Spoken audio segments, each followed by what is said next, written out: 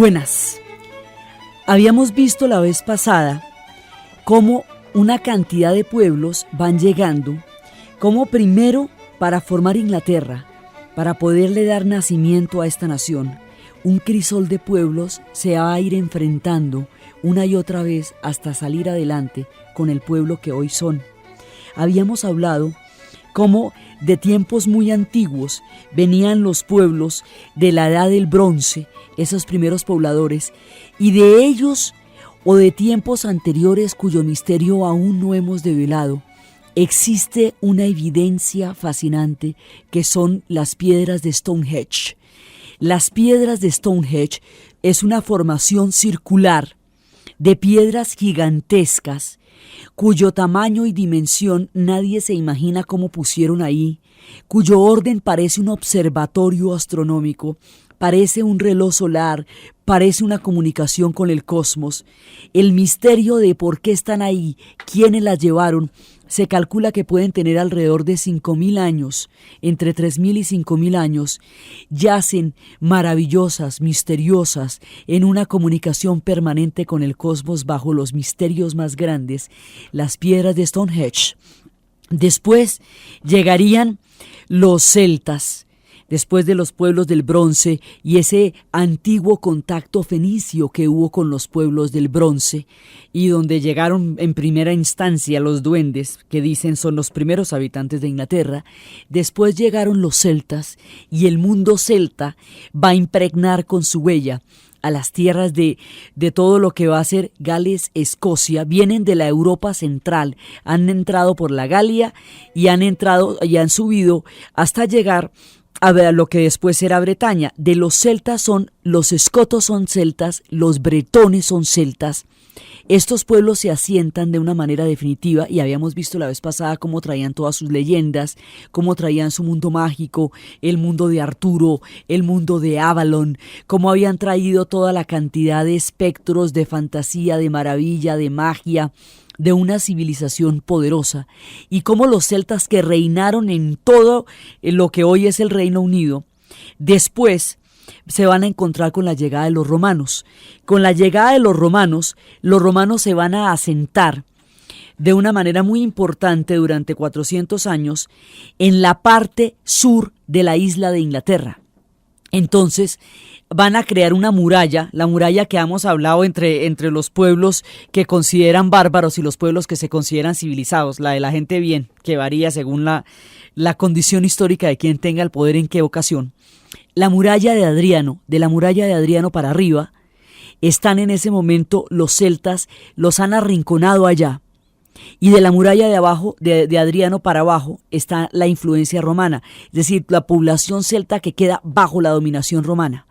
Los que quedan en Escocia y en Irlanda van a tener, digamos, una concentración mucho más fuerte de cultura céltica, porque no van a tener la influencia romana. Los romanos no llegarán a Irlanda con sus legiones, llegarán los sacerdotes, pero no los romanos. Y en tiempos de los romanos es cuando aparece un caballero que es importante. Este caballero es el que pone la espada de los caballeros a nombre de una causa justa. Este caballero es el caballero San George. Él es el patrono de Inglaterra y de los oficiales del ejército. Era un oficial de la caballería romana. Era un soldado fuerte y valeroso, de una estampa noble y con un jinete blanco. Era un jinete de un caballo blanco. Cuando se convierte al cristianismo, demostró que es un cristiano verdaderamente devoto y fue el que se atrevió, es un hombre devoto y es el que se atreve a combatir un dragón que aterrorizaba a la población de Capadocia. Capadocia quedaba en el Asia Menor. El ejemplo de él fue tomado por los héroes caballerescos de la antigua Inglaterra, porque él les enseñó cómo convertir sus instintos guerreros en formas pues socialmente aceptables, mejor dicho, cómo poner la espada al servicio de los más débiles, y de ahí en adelante los caballeros se dedicaron a rescatar doncellas en apuros, a proteger a los más débiles, a matar a todo tipo de monstruos mágicos, a combatir a los dragones, a lo que se deben dedicar los caballeros, que es a enfrentar dragones, que es precisamente la naturaleza de su estirpe.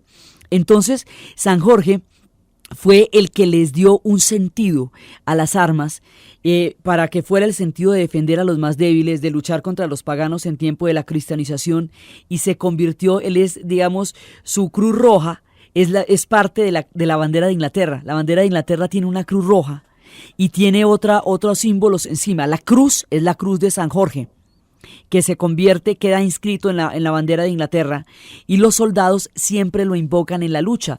La lanza que él utilizó para matar al dragón es la que decían que había salido de la lanza con que habían utilizado a Cristo y que había llevado, con que habían pullado a Cristo en toda la época del martirio, y que José de Arimatea había llevado a las islas de Bretaña. Entonces San Jorge es el ideal de los caballeros, el noble, el que defiende siempre a las doncellas en apuros, y es desde ahí que la gesta caballeresca está siempre llevada e impregnada del honor. Los caballeros, cuando iban a ser investidos, se les ponía de rodillas y se invoca el nombre de San George y el nombre de San Michael. La espada se pone en el hombro derecho, se pone en la cabeza y luego en el hombro izquierdo. En el nombre de San Michael, en el nombre de San George, yo os declaro caballero.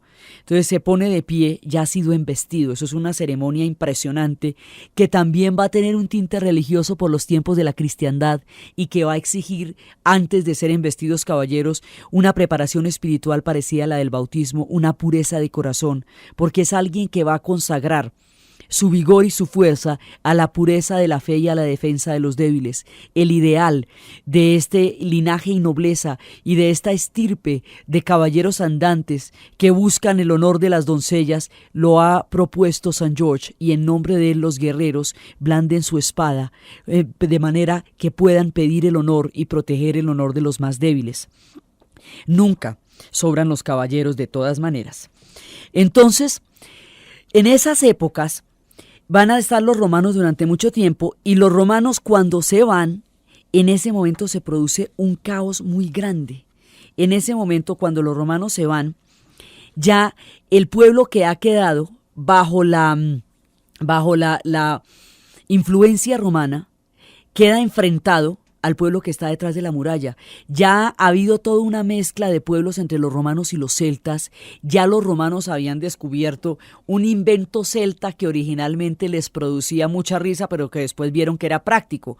Los romanos llegan y ven a los celtas y ven que los celtas usan pantalones. Los romanos se mueren de la risa. ¿Qué es esa prenda tan extraña? Pero los romanos son mediterráneos. Entonces, mientras que los celtas son pueblos de tierras frías. Entonces, cuando van y ven la mano de frío que hacen en Inglaterra, les parecen de lo más práctico los pantalones. Por eso uno ve todos los celtas desde Francia para arriba en Asterix, los ve siempre con pantalones. Entonces, Octavio Augusto, que era un tipo muy friolento, se pone los pantalones debajo de la túnica para que no le dé oso. Los pantalones después van a ser usados en Venecia por un hombre que vivía cerca de San Pantaleón, por eso les dicen pantalones. Los pantalones largos van a ser más adelante la característica del vestir popular en Francia, y el pantalón corto era el de los nobles. Entonces el pantalón largo se le decía, a los pantalones largos se les decía, a los cortos se les decía culotte, y a los largos se les decía sin culotte, sans culotte. Como la Revolución Francesa la hace el pueblo, el que tenía los pantalones largos se les decían los sans culottes. Son costumbres celtas que van quedando por el mundo europeo. Entonces, y los romanos van aprendiendo de ahí también, a pesar de que ellos eran la civilización. En toda esta época va formándose el mundo romano, y luego los romanos se van y quedan los celtas completamente inermes, porque los romanos de todas maneras garantizaban una estabilidad y un orden imperial que mantenía la seguridad. En el momento en que se van, los celtas de detrás de la muralla de Adriano atraviesan la muralla, las murallas siempre se atraviesan, y entran en guerra con los celtas que estaban en la zona romanizada, los que tienen la mayor influencia romana. Estas guerras, esta confusión, este caos va a hacer que los celtas de la parte romanizada tomen una decisión terrible, esas que se procede, una decisión muy complicada, y es que van a pedirle ayuda a los pueblos germanos del lado. Los pueblos germanos del lado son los anglos, son los jutos y son los sajones. Esos pueblos germanos van a llegar apoyando a los celtas contra otra fracción de celtas, pero van a llegar para quedarse y en serio. Y mejor dicho, no solamente derrotan a aquellos para quienes fueron contratados, por así decir, o llamados, sino a aquellos que los llamaron. Mejor dicho, de una vez, ya que están allá, acaban con los celtas de arriba y con los celtas que los llamaron. Entonces, de esa manera, los celtas se repliegan, son replegados por los sajones y por los anglos, hacia lo que es Escocia, Gales e Irlanda. Inclusive son tan descarados los anglos que la palabra galés significa extranjero y los galeses son celtas y los que llegaron después fueron los anglos. Y uno dice, no, pero qué cosa, oye, si aquí los que estaban eran los celtas. Entonces los galeses son celtas, llamados así por los anglos queriéndoles decir extranjeros, cuando los extranjeros ahí eran los anglos. Entonces quedan confinados en enclaves, en Escocia y en Gales. Eso va a determinar que la historia de Escocia, de Gales y de Irlanda sea particular y distinta a la de Inglaterra, a pesar de que esté completamente entrelazada a la suya. Pero es que esos son celtas y los irlandeses son requete celtas porque los irlandeses no van a tener la influencia romana. Los romanos no llegaron allá, las legiones no llegaron allá. Llegaron más bien... Llegaron los sacerdotes, eso sí llegaron, no llegaron las legiones. Y en ese momento cuando llegó un misionero, que era un misionero que se llamaba Patricio. Patricio significa noble entre los romanos. Entonces llega un misionero llamado Patricio, que lo van a llamar Patrick, que es la manera como ellos le dicen, San Patricio, y él es el santo patrono de Irlanda. San Patricio cristianizó Irlanda. San Patricio fue el que creó todo el sincretismo entre el mundo celta, las leyendas celtas, él acompañado de uno de los grandes narradores que había en ese momento en Irlanda, porque San Patricio al principio no entendía las costumbres celtas y luego a través de este personaje logra acceder a las leyendas, y con las leyendas él va a cristianizar Irlanda y va a convertirse él mismo en una leyenda. Los irlandeses lo veneran, él es el patrono de Irlanda. El día que él muere, el 17 de marzo, es el día de San Patricio y todo el mundo se viste de verde porque es la tierra de Irlanda, la de los colores verdes. Después, cuando los irlandeses vayan a crear naciones al otro lado del mundo, en Estados Unidos y en Australia, los días de San Patricio todo el mundo está vestido de verde. Es una celebración importantísima. Entonces, San Patricio va a llevar el cristianismo a Irlanda, y ese cristianismo que se va a dar en Irlanda es un cristianismo que no va a ser romano, aunque sea de origen romano, va a ser un cristianismo propio, celta, diferente. No va a ser un cristianismo centralizado, sino es el que va a estar en las abadías. Inclusive va a tener los rasgos de los celtas. En lugar de tener tonsura, los monjes van a tener una coleta, porque es la coleta druídica de los antiguos druidas.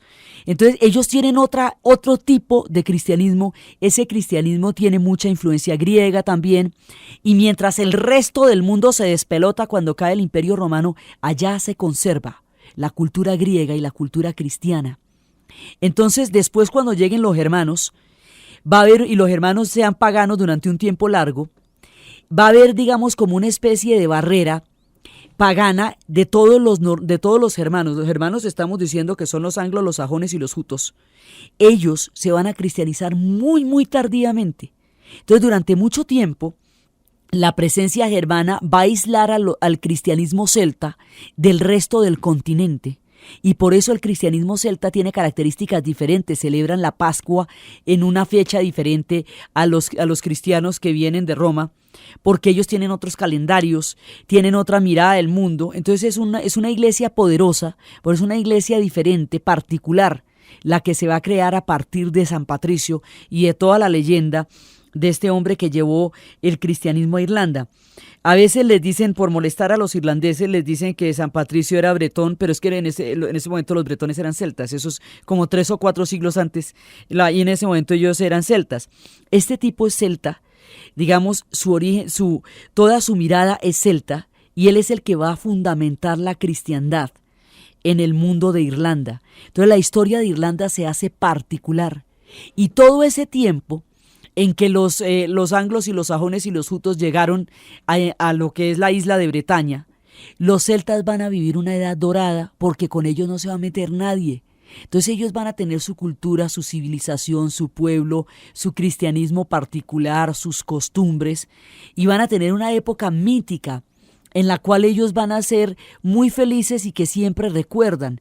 Hasta ahí no se habían metido con ellos. Cuando se metan con ellos se van a meter a lo bestia. Va a ser terrible. Pero en ese momento ellos estuvieron aislados dentro de una posibilidad histórica muy interesante y muy propia. Ellos tienen una cultura diferente a la del resto.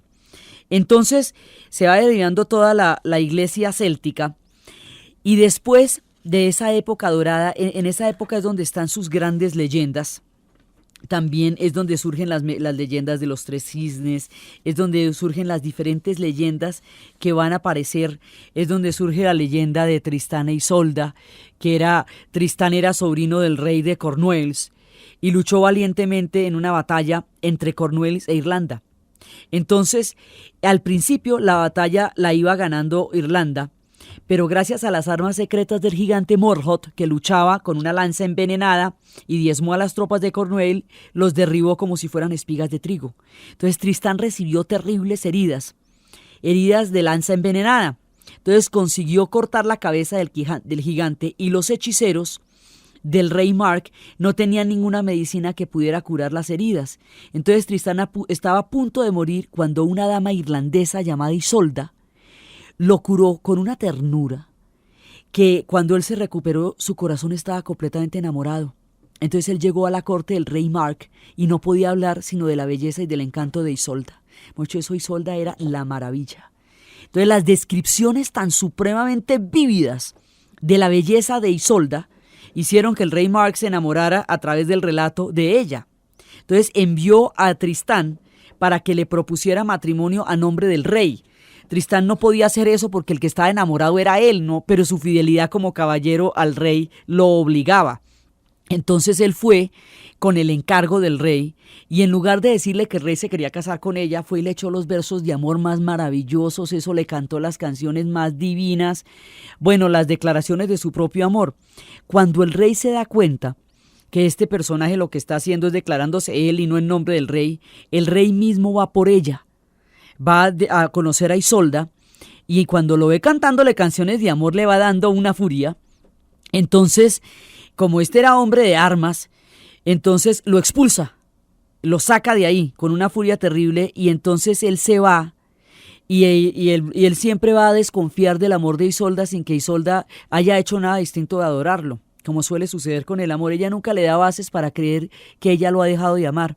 Y él se va a otras tierras y se casa con otra mujer y nunca puede olvidar a Isolda, y después en otras batallas se dedica a la guerra para tratar de olvidar a la hermosa Isolda de Irlanda, y finalmente muere, y ya muriendo todavía no puede aceptar ninguna otra ternura de ninguna otras manos que no fueran las de Isolda, pero nunca la vuelve a ver y muere de angustia en su corazón. Esa es la leyenda de Tristán e Isolda, que está en estas épocas en que se está formando. Todo esto se va tejiendo con las leyendas.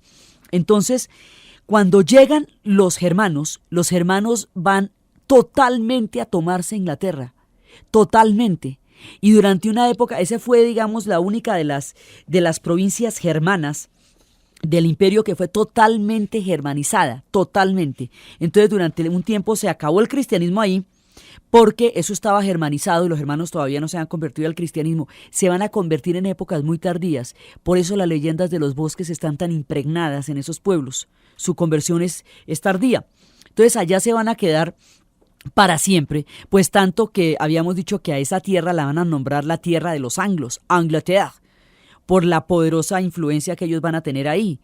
Y vamos a ver cómo habíamos visto la vez pasada, cómo en ese desorden tan grande de tierras, una parte de los británicos se van forman una Bretaña en Francia, y como ellos vienen de Inglaterra, vienen de esta otra tierra, la Bretaña grande, los bretones son celtas, la Bretaña grande se llama la Gran Bretaña, y la Bretaña pequeña la deja simplemente Bretaña. Entonces el país se llama la Gran Bretaña por esos bretones, por esos britanos, pero también se llama Inglaterra por los anglos. Entonces ahí se van acomodando estos pueblos, ¿sí? Y los celtas van a quedar arriba, bien arrinconados, los anglos y los sajones van a germanizar totalmente el territorio, y eso va a quedar en manos de ellos. Entonces, ellos son los que van a imponer sus costumbres y ellos son los que van a imponer sus leyes y ellos son los que van a imponer sus dinastías. ¿Hasta cuándo? Llegan del norte unos que son más bravos que... Porque es que de todas maneras, cuando usted es un pueblo bravo, siempre puede haber un pueblo que es más bravo que usted. Y más bravos que los anglos y que los sajones y que los jutos eran los daneses, los normandos, los vikingos. Los vikingos son una gran cantidad de pueblos. Dentro de los vikingos hay daneses, hay suecos, hay noruegos, ¿sí? Y los normandos también son vikingos. Los vikingos empiezan a asolar, pero literalmente a asolar Europa. Los vikingos desarrollan unos sistemas de barcos que pueden navegar en aguas muy profundas. Entonces usted con que tenga un charquito llovido le llega un vikingo. O sea, no hay donde no se puedan meter. Entonces, mientras que en esa época los ingleses no tenían, los anglos y los sajones no tenían barcos. Entonces, y nadie tenía una navegación que fuera capaz de enfrentar a los vikingos. Entonces los vikingos se esparcen por todas partes. Los vikingos con su arte de navegación van a hacer las cosas que más adelante, 4 y 5 siglos después, harían en las épocas en que se le dio la vuelta al mundo. Cuando ya después se harían los grandes descubrimientos, ellos llegaron a América, solamente que en América no se quedaron ni constituyeron asentamiento alguno. Entonces ellos llegaron con los barcos y todos los barcos llegaron imbuidos de poderes espirituales, de numerosos objetos, de personas divinas. Era muy importante estar en armonía con el barco para que el barco pudiera despegar sin problemas. Entonces los barcos ellos encarnaban los espíritus de todos los materiales empleados para la construcción. Así, por ejemplo, en el metal y en la madera, los espíritus de los que lo construyeron y los espíritus del patrón, todos estos tenían que reconciliarse para que el barco pudiera navegar. Entonces llegaron todas estas embarcaciones. A veces, por ejemplo, la gente cuando tiene mala suerte con el barco, fue la madera cuando lo construyeron y como lo construyeron donde el espíritu quedó ahí metido y no permitía que el barco pudiera navegar. Entonces, los barcos que eran tan importantes trajeron entre los mascarones de proa, que era una parte muy importante, digamos, de toda la superstición vikinga y de toda la magia y de todo el espíritu vikingo, eran los mascarones de proa que traían las figuras que ellos querían emular. Entre los mascarones de proa llegaron unos personajes que llegaron en ese momento con las invasiones y de ellos se dicen muchas cosas. Llegaron los goblins. Los goblins son personajes del bosque, pero esos son malosos. Entonces los gnomos, los pixies, los gremlins, los elfos y las hadas se ponen furiosos cuando les dicen que ellos son amigos de los goblins. Ellos no son amigos de los goblins para nada. Eso no lo pueden tolerar. Que les digan que es que ellos se las llevan bien con los goblins, no. Ellos con el espíritu del bosque de los goblins no se las llevan bien porque estos goblins además son invasores. Estos goblins llegaron con los vikingos. Entonces siguen en el bosque igual. Pero hay muchas diferencias y hay muchos problemas entre los goblins, los duendes, las hadas, porque todos los que estaban allá, ante las hadas que llegaron con los romanos, los duendes que llegaron con los fenicios, se lograron entender, pero con los goblins no hay manera. Los goblins además son personajes que hacen, mire cómo era que ni siquiera los aceptan las brujas. Con ellos nada, pero ellos habitan el bosque igual, entonces hacen toda clase de maldades, atormentan a los humanos, les derraman los cántaros de leche, les esconden los huevos de las gallinas, les soplan el hollín de la chimenea y les apagan las velas y bueno, les cambian las señales para que se pierdan. Entonces, cuando usted se pierde en un bosque, pues son los goblins. Finalmente nadie los recibió bien, pero ellos igual habitan el bosque, entonces las travesuras que le pasan a uno en el bosque es por cuenta de los goblins, siempre, eso sí a la fija. Entonces, llegaron los daneses. Al principio los vikingos tienen una oleada de expansión grandísima y van bordeando las costas, pero todavía no hay asentamientos. Van penetrando por todos lados, van asolando el Mediterráneo y van asolando todo, van a llegar hasta el Mediterráneo, van a llegar, pues no le digo que llegaron hasta América, van bajando todos estos pueblos, los vikingos se vuelven los pueblos que serían en el momento en que desarrollan la navegación y la vela. Porque al principio ellos habían desarrollado los barcos dentro de toda esa cantidad intrincada de ríos y de lagos que ellos tienen en esos paisajes escandinavos. Están completamente llenos de lagos. Entonces ellos podían navegar por esos lados, pero cuando le ponen la vela ya pueden atravesar los mares y atravesar el Mar del Norte. Entonces usted salga de Escandinavia y verá que ahí sí se encuentra con Inglaterra y con Escocia y hasta con Irlanda. Y con los irlandeses sí se van a meter, con los irlandeses que nunca se metieron los romanos, sí se van a meter los daneses. Entonces, inclusive hay un momento en que en el único punto donde los pudieron detener fue en el condado de Wessex. Hay unos condados en el sur de Inglaterra que son Sussex, Essex y Wessex. En el condado de Wessex los repelen. Entonces ellos, al sentirse repelidos en Wessex, se van hacia Francia. Y en Francia hacen de las suyas. Eso acaban con París, se meten con Hamburgo, se meten en todas partes, se meten en la Galia, hasta España llegan a molestarles la vida en Sevilla, como sería la cosa de grave. Entonces, en ese momento, en Francia, va a ser tan reiterada el ataque vikingo que un día un rey simplemente va a pactar una paz con los vikingos que consiste en lo siguiente: mire, yo les doy un terreno, un territorio para que ustedes se apropien de ese territorio, vivan allá y me dejen en paz, pero no solamente me dejen en paz a mí, sino que me garanticen que las siguientes oleadas vikingas no me la monten a mí, sino que sigan derecho. Entonces, la paz que le va a dar a estos pueblos es a costa de un territorio grande. Ese territorio se llama la Normandía. Y los vikingos que se asentan en ese territorio se llaman los normandos. Y esa va a ser, digámoslo así, su tierra madre, porque a pesar de que ellos son daneses, de que ellos son escandinavos, van a tener un asentamiento muy importante en la Normandía. Entonces, desde ahí los llamamos los normandos. Y esos son unos protagonistas importantísimos, porque ellos en últimas van a ser los que van a permitir el nacimiento de las dos naciones, de Francia y de Inglaterra. La manera como los normandos van a entrar de lleno a protagonizar la historia de Inglaterra es lo que vamos a ver después de la pausa.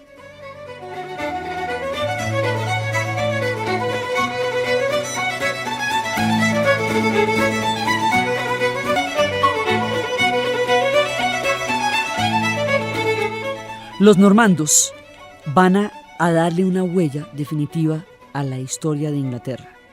Pero vienen una serie de oleadas. Vienen las oleadas vikingas, y los normandos son vikingos y tienen su asentamiento en la Normandía. Pero resulta que esas oleadas en un principio eran oleadas de pillaje, no eran asentamientos, sino eran asoladas. Mejor dicho, llegaban, saqueaban, acababan con todo el mundo y se iban. Cuenta la leyenda que un rey de Dinamarca, que se llamaba Ragnar Lodbrok, fue capturado en Inglaterra en una de esas incursiones y lo arrojaron a un pozo lleno de serpientes venenosas, negándole tener la espada en el brazo. Si usted no tiene la espada en la mano, usted no tiene ninguna defensa. A un vikingo usted no lo puede enterrar sin su espada, no lo puede separar de su espada porque su espada es su honor. Meter a este tipo en un pozo, quitándole la espada, era desproverlo de todo honor y someterlo a una muerte indigna. Entonces el tipo lo que dijo fue: los hijos del oso me vengarán. Los hijos del oso eran un par de joyitas que eran los hijos de este rey, que estaban en Dinamarca. Y cuando se enteraron de cómo murió su papá, se han ido, pero no ya a pillaje, no ya a saqueo, a venganza, a asolar a los sajones, mejor dicho, con todos los hierros, y llegaron allá de una manera frontal, y empiezan las guerras de los anglos y los sajones contra los daneses, los daneses que están llegando permanentemente. Entonces llega esta primera oleada, y esto va a ser una guerra total. Y esta guerra va, digamos, durante esta época es que se dan muchas leyendas de resistencia contra los daneses. Y ellos van a tener mucha influencia de Dinamarca, y esas influencias de Dinamarca son las que van a dar origen a las leyendas. Cuenta la leyenda que Alfredo el Grande, un rey poderoso, lo que hizo fue lo siguiente. El tipo dijo: mire, esto es una pelea de desgaste terrible, que no la va a ganar nadie. Entonces vamos, ya con el tiempo, ya había pasado tiempo desde cuando llegaron allá, y las guerras eran desgastadoras, eran terribles, llevaban mucho tiempo en tropel. Entonces Alfredo el Grande dijo: esto no tiene sentido, y finalmente no somos ni tan diferentes, pues tampoco. Entonces vamos a tratar de fusionar. Entonces él empezó a crear una fusión entre los anglosajones y los daneses, empezando a fusionar los pueblos, los cultos. Empezaron, digamos, ambos eran pueblos de orígenes similares. Entonces empezó a buscar todo lo que tenían en común. y empezó a buscar una coexistencia con ellos. Y otra guerra que tenían permanente los anglosajones era contra los escoceses de arriba, pues, los celtas. Entonces él va a crear una política de coexistencia con los escoceses y una política de fusión con los daneses. A ver si se acaba la vaina, si se acaba la pelea, la guerra, todo eso. Entonces, a los escoceses les va a dar un territorio que estaba dividido entre escoceses y sajones. Ese territorio se los va a dar a ellos. Y la parte alta se vayan a llamar las tierras altas los Highlanders. Sí, de ahí es donde viene el clan de los MacLeod y todo esto. Y la parte baja, que son las tierras bajas. En las tierras altas y en las tierras bajas es donde viven los escoceses. De ahí es donde viven los Highlanders. Los escoceses tienen una raíz en el apellido que empieza por Mac. Los MacLeod, los MacLeod, todos esos son escoceses. Los irlandeses tienen una raíz en el apellido que empieza por O, O'Donnell, O'Connor, O'Rourke. Todos los que tienen esa O'Leary, esos son irlandeses. Y los que tienen el Mac son escoceses, los son Highlanders. Entonces empieza toda la leyenda de los hombres de las tierras altas, esos hombres de esos clanes impresionantes, porque hasta entonces la guerra con los escoceses había sido a muerte, porque eran guerras por someterlos. Entre los episodios de las guerras contra los escoceses estaba la historia de William Wallace, el del corazón valiente, Braveheart, la interpretación que va a hacer en ese momento Mel Gibson de la historia de los escoceses. Entonces ellos van a tener mucha guerra contra Inglaterra y Alfredo el Grande va a decir, bueno, mire, hagamos una cosa, coexistamos, con los escoceses van a coexistir, con los daneses se van a fusionar. Esa fusión funcionó muy bien y fue creando estos dos pueblos juntos. Ahora, de todas maneras, hay resistencias, hay rebeldías, pero básicamente esa fusión fue muy importante. Alfredo el Grande fue un hombre que permitió una nueva unificación del país y que lo sacó de todas esas guerras en las cuales se estaba desgastando. Dicen que después hubo una batalla en la cual él tuvo que irse para los pantanos y que no volvió del pantano, y todavía dicen que él todavía está en los pantanos ayudando a que ese pueblo se fusione y a que ese pueblo pueda salir adelante. Él es uno de los héroes más legendarios. Es Alfredo el Grande el que logró esto. Él es el que también logra reglamentar las tierras, dividirlas. La división de las tierras en Inglaterra es Shire. Entonces es Yorkshire, Shire es como, haga de cuenta, así como los condes son por los condados, los sheriff lo son por los shires. El sheriff es el que mandaba el shire, como el conde es el que mandaba el condado. Entonces, por eso es que allá se llaman todos esos shire. Todo eso lo reglamenta Alfredo el Grande. Y el hombre después, cuando le tocó huir desde el pantano, era el que estaba iluminando la historia de su pueblo. Después de que Alfredo el Grande había logrado este nivel de fusiones, después de eso, ahí va a llegar un rey que la va a embarrar, porque el rey va a volver otra vez a producir diferencias entre los anglosajones y los daneses. Y esas diferencias, una vez va a haber una matanza terrible, una especie de noche de San Bartolomé. Va a invitar a una cena a la nobleza de los daneses y los va a matar. Entonces esa traición de matarlos, como fue en la noche de San Bartolomé, igual una cosa de ese estilo, una traición de ese tamaño, pues hace que los daneses de la península, los daneses de Escandinavia, se mueran de la furia e invadan nuevamente la tierra de los anglos, y la invadan con una furia igual a como la invadieron la primera vez, porque eso es por venganza, por una traición. Entonces ahí viene la segunda oleada danesa, durísima, viene con todos los hierros. Entonces vienen otra vez las guerras entre ellos dos, y va a haber un tiempo largo en que esta gente se está enfrentando a los daneses. El rey que volvió a crear el enfrentamiento con los daneses, además ahora sí la invasión era más dura todavía, porque no solamente venían los daneses en una oleada furiosa, sino que ya había muchos daneses en Inglaterra. Entonces ya es distinto porque tienen un apoyo en tierra importantísimo que no tenían en la primera invasión, donde simplemente llegaban por primera vez a la isla. Entonces tienen este apoyo importantísimo, van a llegar allá y en ese momento se va a producir otro de esos choques terribles. El rey que desune, que vuelve a fomentar la división entre los anglosajones y los daneses. También cometió otro error, es que no era, digamos, un tipo lucio para gobernar. Se va a casar con una princesa normanda, es decir, de los vikingos que vienen de la parte de Francia, los que tenían toda la zona de la Normandía. Se casa con una princesa normanda y por esa vía le va a dar la entrada al trono a los normandos. Entonces ahí van apareciendo los normandos. En tiempos de las dinastías danesas, cuando los daneses van a gobernar durante tanto tiempo, ahí es donde tienen lugar muchas de las historias de Shakespeare. Shakespeare, para poder hablar de la política de su tiempo, que era tan candente como la política es en el presente siempre, hablaba del remoto pasado para no tener problemas. Entonces él sitúa en los tiempos de Dinamarca la historia del príncipe Hamlet. Por eso es que se decía, algo está podrido en Dinamarca. Hamlet, el príncipe de Dinamarca, el hombre que tuvo que escoger entre el perdón y la venganza, y escoge la venganza que acaba con una dinastía entera. Él tuvo que escoger entre aceptar el matrimonio de su madre con su tío que había asesinado a su padre, o vengarlos a todos. Su padre le pide venganza y él los venga a todos. Esa historia sucede en el tiempo de la presencia de los daneses en la formación de Inglaterra. La otra historia que también narra Shakespeare y que sucede en esa época es la historia del rey Lear.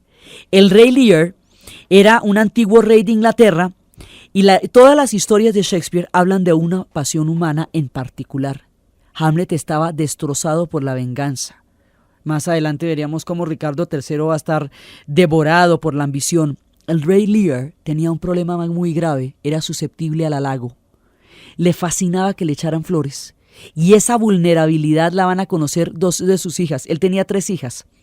2 de sus hijas se dedican a alabarlo. Y lo van a halagar de tal manera que él les va a dar sus tierras. Ellas se van a casar con dos condes que con 2 nobles que van a ayudarlo a quitarle las tierras. Van a desproveer de tierras al rey Lear a punta de halagos. Entonces Shakespeare nos está enseñando cómo hay que tener muchísimo cuidado con los halagos, porque eso es lo que es la perdición del rey Lear, mientras que Cordelia, la hija menor, jamás lo halagó a él. Nunca, porque ella sabía que los halagos era la manera como lo estaban manipulando. Entonces él la desheredó, porque pensaba que ella, como no lo colmaba de halagos, no lo amaba. Finalmente, cuando descubre las verdaderas intenciones de sus hijas y está casi ya sin tierras, es capaz de comprender el valor y la entereza de su hija Cordelia. La historia del rey Lear es en tiempos de los daneses. Entonces, las historias se van tejiendo en tiempos de los daneses y todavía están estas fusiones de pueblos de una manera inestable. La fusión se había logrado mucho en términos de Alfredo el Grande, pero ya cuando llega este rey disociador, otra vez vuelven las guerras y otra vez vuelve toda esta cantidad de problemas. Entonces, más adelante se va a producir una batalla, es una única batalla. Dice Asimov que esa es una de las batallas más importantes en la historia. Se llama simplemente la batalla, no le dicen más, no le dicen la batalla, no sé qué, es la batalla. En esa batalla, después de que los anglos habían permanentemente ganado todas las batallas y habían logrado, digamos, mantener un poder importante, había fusiones con los daneses, pero los anglos, la nobleza angla, tenía el control del asunto. Después de que los anglos y los sajones tenían el control, en una batalla contra los normandos, lo pierden todo, todo. Quedan absolutamente derrotados. Se enfrentan a un tipo que tenía muchos resentimientos porque le decían Guillermo el Bastardo, porque venía de un linaje, digamos, caía sobre él la sospecha de bastardía, como las historias de Juana la Beltraneja en el trono de España. A esos que se la montan de que tienen alguna bastardía en su linaje, a mucha gente lo humilló y él dijo, bueno, yo no estoy como para que me humillen, y lo verán. Este personaje va a dirigir esa batalla. Y ya no le van a decir Guillermo el Bastardo, ni muchísimo menos. Ahora le van a decir Guillermo el Conquistador, William the Conqueror. Y ese va a ser el propio de los propios. Entonces, Guillermo el Conquistador va a derrotar a todos los anglos y a los sajones y va a destruir la nobleza de los anglos y va a gobernar de ahí en adelante Inglaterra. Y de ahí en adelante, el trono de Inglaterra está en poder de los normandos desde 1066. La reina Isabel II, actualmente en el trono de Inglaterra, es normanda. Toda la dinastía viene de los normandos, los anglos quedaron fuera de la jugada. Toda esta mezcla de pueblos va a crear el país, pero la tierra de los anglos va a ser gobernada por los normandos. Entonces, estos normandos que estaban en esta parte de Francia como un pacto de paz, un pacto que se había hecho además de una manera muy curiosa, porque para que pudieran establecerse la paz había que reconocer la autoridad del rey de Francia, y para reconocer la autoridad del rey de Francia había que besarle los pies.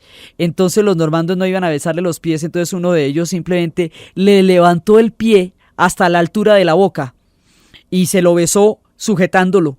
Entonces él se cayó de para atrás. Ese eran el tipo de paces que se podían firmar con los normandos. Eran personajes que tenían la sartén por el mango y desde ahí negociaban.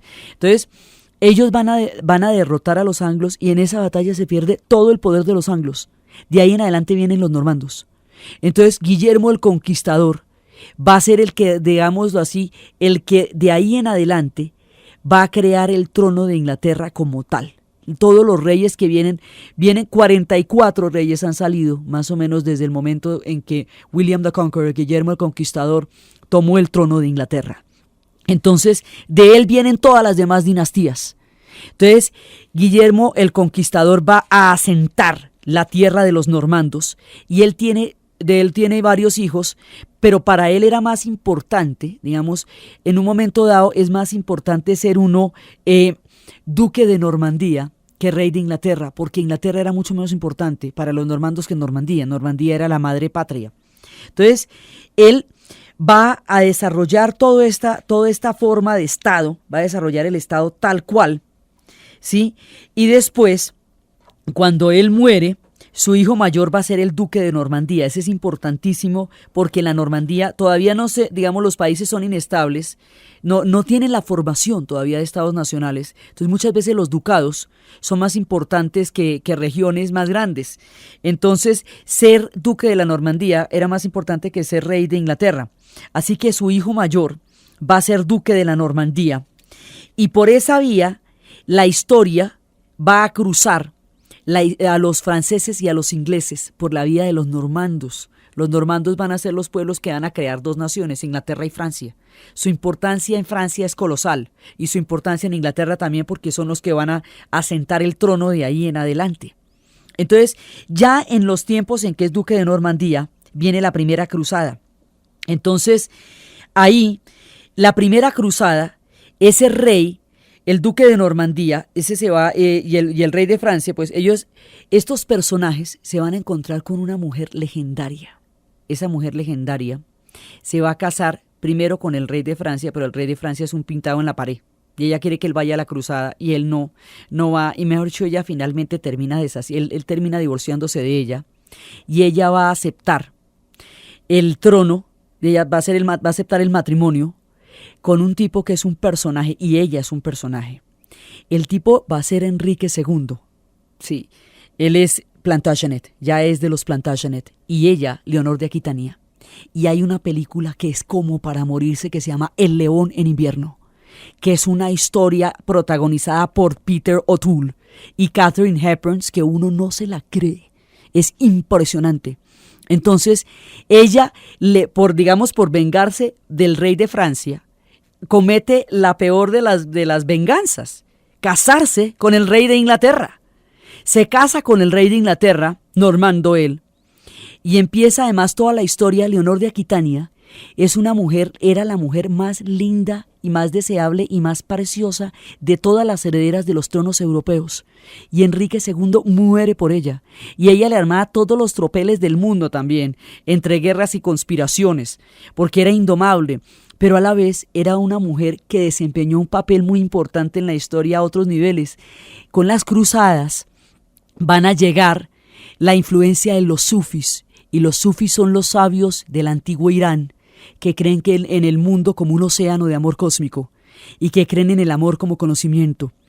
La sabiduría del amor que los sufis desarrollan, ellos que dicen que la relación que produce más conocimiento entre los seres humanos es el amor, que es por el amor de las madres a los hijos que ellas conocen todo lo que los hijos no dicen, porque los han criado a través del silencio y del conocimiento del amor, que lo que existe realmente es un fluido del que todos los seres vivos somos partícipes, que cuando dos personas están enamoradas, crean una química, porque los sufis eran alquimistas, crean una química tan fuerte que tiñe la realidad de otro color. Por eso el mundo se ve más hermoso cuando se está enamorado. Entonces, la influencia de los sufis, que son un pueblo de una inmensa sabiduría, llega a través de las cruzadas a Francia y a Inglaterra. Y en su influencia en Francia y en Inglaterra, en Francia particularmente, va a asumir la forma del amor romántico. Entonces, como en las cruzadas y en las guerras los hombres llevan tanto tiempo ausentes de los castillos, las mujeres se han vuelto las señoras de los castillos, y al volverse las señoras de los castillos, es a ellas a las que hay que agradar para mantener el castillo. Los castillos se llenan de una cantidad de juglares y de trovadores que cantan a las damas para encantarlas y poder sobrevivir. Hombres que sobrevivan de su encanto para poder comer todavía existen. Eso no es privativo de los tiempos de Leonor de Aquitania. Entonces, alrededor de Leonor de Aquitania se va a crear el mundo cortesano, y el mundo cortesano es el del amor romántico. Leonor de Aquitania va a crear los tribunales del amor, y los tribunales del amor eran aquellos lugares a donde iban las parejas cuyo corazón había sido roto, exponían su caso para que el tribunal del amor fallara quién le había roto el corazón a quién, y de esa manera tener algo de sosiego en lo que produce una decepción amorosa que rompe de tal manera el corazón. Entonces el amor romántico llega a Occidente a través de los sufis por la vía de las cruzadas y se expande por las cortes de amor de Leonor de Aquitania, esta mujer preciosa, de una belleza legendaria, que era la única que le daban la cabeza a Enrique II de Plantagenet. Ellos tienen 3 hijos, que son Geoffrey, o sea, Godofredo, que son Ricardo Corazón de León y Juan Sin Tierra. Tienen estos 3 hijos, y eso es parte de todas las tramas que van a pasar entre ellos, y en la película pasan toda clase de cosas entre estos 3 hijos. Ricardo Corazón de León se va a las cruzadas, va a luchar en las cruzadas, y su hermano, Juan Sin Tierra, queda al mando del trono de Inglaterra. Es en esa época, en el momento en que el rey Ricardo se va, aún existen resistencias entre los sajones y los normandos, a pesar de que ya desde Guillermo el Conquistador los normandos están a cargo de Inglaterra. Se habla de un noble sajón que una vez permitió que un campesino entrara en su predio para robar algo, para robar comida. En esa época la injusticia era tan brava que si usted entraba en la tierra de otro para comer, inmediatamente lo mataban. En esa época, ¿cómo le parece? Entonces, era pena de muerte. Él permitió que este hombre con hambre pudiera cazar en su tierra, porque el campesino pobre, el campesino que tenía hambre, era sajón, y el noble cuya tierra había invadido, digamos, había entrado en ella, era sajón. Entonces lo va a proteger, y este personaje va a permanecer en los bosques, bajo la protección del sajón. Va a permanecer en los bosques. Los bosques están situados en Sherwood, son los bosques de Sherwood, del condado de Nottingham, del Shire de Nottingham. El personaje que va a poblar los bosques se va a llamar Robin Hood, y resiste contra la nobleza normanda, que es el sheriff de Nottingham. El sheriff de Nottingham es normando. Ahora, Robin Hood jura lealtad a Ricardo Corazón de León. Jura lealtad a Ricardo Corazón de León porque Ricardo es, a pesar de ser normando, Ricardo es un hombre conciliador con los sajones, y Robin Hood es sajón. Es el momento en que todavía hay enfrentamientos entre sajones y normandos que surge la leyenda de Robin Hood. Entonces Robin Hood va al bosque, y en el bosque conoce al pequeño John, y conoce al sacerdote, y a través del espíritu de Ernie, que es el espíritu del bosque, es el que los protege y los oculta por los caminos. Entonces, cuando la nobleza de los normandos se desplazaba por esas tierras con sus riquezas, los asaltaba, y del producto del botín lo repartía entre los pobres, robaba a los ricos para dar a los pobres, y los pobres eran los sajones que habían caído en desgracia después del dominio de los normandos. Y en esas aventuras una vez va a conocer a la legendaria y hermosa Lady Marianne. Y con Lady Marianne, quien se va a volar por huir con él, van a tener todas las aventuras de los bosques de Sherwood contra el sheriff de Nottingham. Robin Hood era un arquero del otro mundo, eso era su mayor poder. Entonces como arquero siempre va a poder burlar al sheriff de Nottingham, que a través de la leyenda ha ido adquiriendo un carácter de pusilanimidad. El tipo lo que era malísimo, pero ahí aparece como un personaje casi pusilánime porque nunca logra vencer a Robin Hood. Y Robin Hood se le vuelve como un dolor de cabeza y se vuelve también como la resistencia sajona y se vuelve también como el grito de los pobres en una sociedad de una tremenda injusticia. Robin Hood desarrolla una cantidad de simbolismos desde los bosques de Sherwood que hacen que la leyenda todavía sigue viva tantos siglos después de desaparecido el sheriff de Nottingham. Sigue Robin Hood a través de las series contando las historias de los bosques de Sherwood. Entonces, y más adelante este tipo de personajes son recurrentes. Más adelante va un personaje por el estilo, va a ser Ivanhoe, que también va a ser una resistencia contra los normandos tiempos después. Son todas las historias de los pueblos de estos sajones que alguna vez mandaron a Inglaterra y que ahora están bajo la dominación de los normandos. Entonces, en tiempos de Enrique II de Plantagenet, el hombre de Leonor de Aquitania, el padre de Ricardo Corazón de León, ocurre una parte importantísima también. Resulta que la iglesia cristiana, una vez que los germanos se cristianizaron, la iglesia cristiana, bajo la influencia romana, tenía un poder importantísimo en la isla. Y era un poder que reñía con el poder del rey. Ese siempre fue la pelea entre el poder de la iglesia y el poder del rey. El rey Enrique II tenía un amigo del alma, un amigo adorado, que era Becket.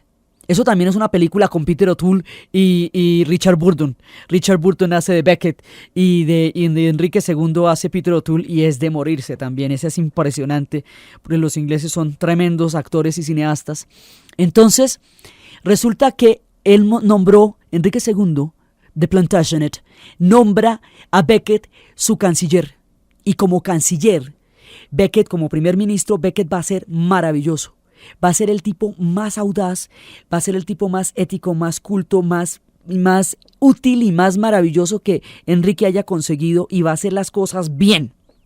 Entonces, Enrique lo que quería era apoderarse del poder de la iglesia.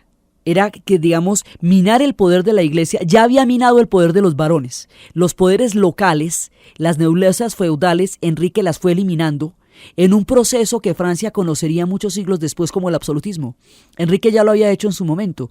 Había empezado a derrotar los poderes locales, haciendo que la lealtad no la juraran entre sí, el duque al conde y así, sino que la juraran todos al rey, que todos le juraran la lealtad a él.